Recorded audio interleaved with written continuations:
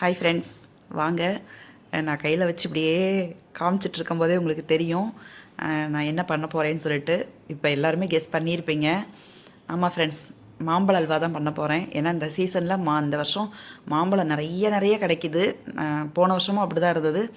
அது இந்த மாம்பழத்தை நல்லா தோல் சீவி நல்லா கட் பண்ணி எடுத்துகிட்டு வந்துட்டேன். அதுக்கு ஒரே ஒரு டவரா, சின்ன டவரா, இது எவ்வளோ இருக்குன்னா 50 கிராம் ஜீனி தான் இருக்கும். ஏன்னா மாம்பழம் அவ்வளோ தித்திப்பு ஃப்ரெண்ட்ஸ். இந்த மாம்பழம் சாப்பிட்டு பார்க்கல, நேத்திக்கு இந்த மாம்பழத்தை நறுக்கி சாப்பிடும்போது அவ்வளோ ஸ்வீட்டு. இதுக்கு தேவையானது கார்ன்ஃப்ளவர், நெய், ஒரு 6-7 முந்திரி பருப்பு, ஏலக்காய் பொடி, இவ்வளோ தான் அதுக்கு தேவை.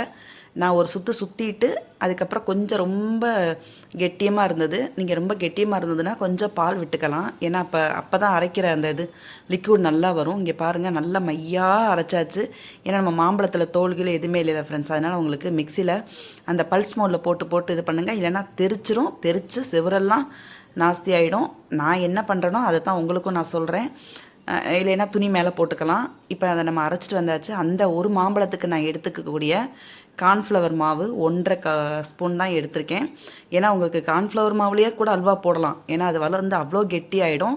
இப்போ நான் 1.5 டீஸ்பூனை நான் கரைச்சி எடுத்துக்கிறேன். இங்கே பாருங்கள், ஏலக்காய் எல்லாமே ரெடியாக எடுத்து வச்சாச்சு. இப்போ இதை நம்ம கரைச்சிட்டு நம்ம சட்டி வச்சாச்சு ஃப்ரெண்ட்ஸ்.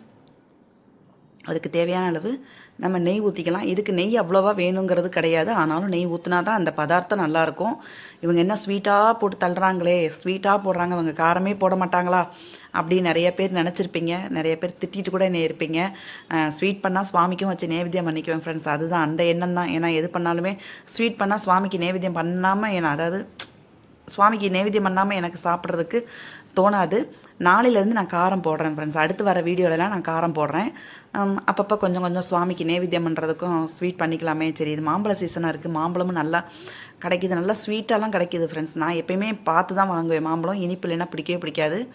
இப்போ இந்த நெய்யில் நம்ம ஒரு 10 முந்திரி பருப்பு கூட இருக்காது, ஒரு 8 முந்திரி பருப்பு தான் இருக்கும். வறுத்து எடுத்தாச்சு. எப்போயுமே இந்த மாதிரி நீங்கள் பண்ணுங்கள். தனியாக அதுக்குன்னு முந்திரி பருப்புன்னு வறுக்கிறதுக்குன்னு ஒரு சட்டி வைக்காதீங்க.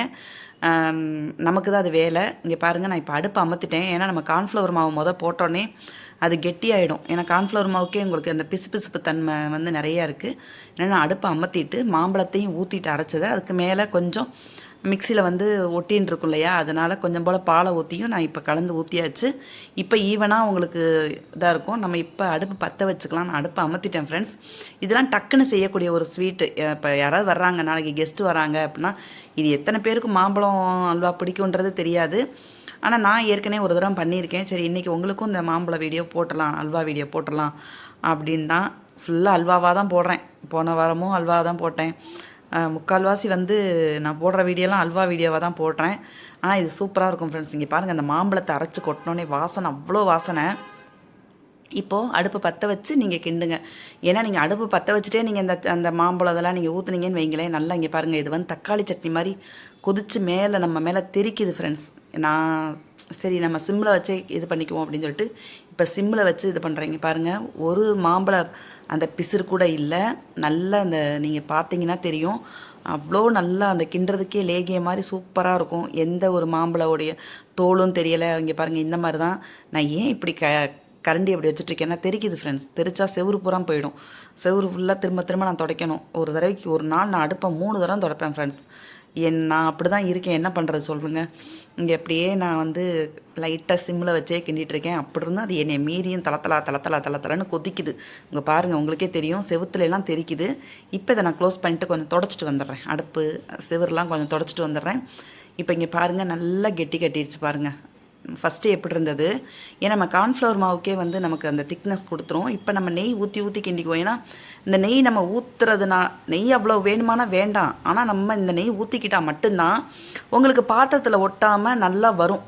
நமக்கே வேலை பார்க்குறதுக்கு, அந்த கிண்டுறதுக்கு நமக்கு ஆசாசியாக இருக்கும். இப்போ இன்னும் ஒரு 5 நிமிஷம் நம்ம நல்லா கிண்டி, ஏன்னா இது கார்ன்ஃப்ளவர் மாவு போட்டிருக்கறனால நீங்கள் லிக்விடாக இறக்கி வச்சிட்டாலே அது ஒரு 1/2 மணி நேரத்தில் கெட்டியாகிடும் ஃப்ரெண்ட்ஸ். ஏன்னா உடனே சாப்பிட முடியுமானா உடனே சாப்பிடும்போது அல்வா மாதிரி இருக்காது. நீங்கள் இந்த அல்வா கோதுமை அல்வாவாக இருக்கட்டும், மைதா மாவு அல்வாவாக இருக்கட்டும், இந்த கார்ன்ஃப்ளவர் மாவு அல்வாவாக இருக்கட்டும், நீங்கள் இதெல்லாம் இறக்கி வச்சு ஒரு 1/2 மணி நேரம் கழிச்சு தான் அதாக இருக்குது. ஏன் இந்த சிமினியை காமிக்கிறேன்னா, அந்த சிமினி போட்டேன்னா பக்கத்து வீட்டுக்காரங்க எய்த்த வீட்டுக்காரங்க எல்லாரையும் கூப்பிட்ரும். ஏன்னா அவ்வளோ சவுண்டு கேட்கும். அதனால் நான் லைட்டு மட்டும் போட்டிருக்கேன்றதை உங்கள்கிட்ட காமிக்கிறேன். ஏன்னா சவுண்டு பயங்கர சவுண்டு. ஏற்கனவே எனக்கு இங்கே கீழே ஆட்டோ ஸ்டாண்டு எல்லாமே இருக்கிறனால பள்ளிவாசல் வேறு நான் வீடியோ எடுக்கும்போது தான் பள்ளிவாசல் தொழுகுவாங்க ஃப்ரெண்ட்ஸ். அது என்னமோ நானும் அந்த இடப்பட்ட நேரத்தில் நம்ம இது பண்ணிடுவோனாலும் அது என்னால் கண்டிப்பான முடியாது. அது என்னுடைய ராசி போல்.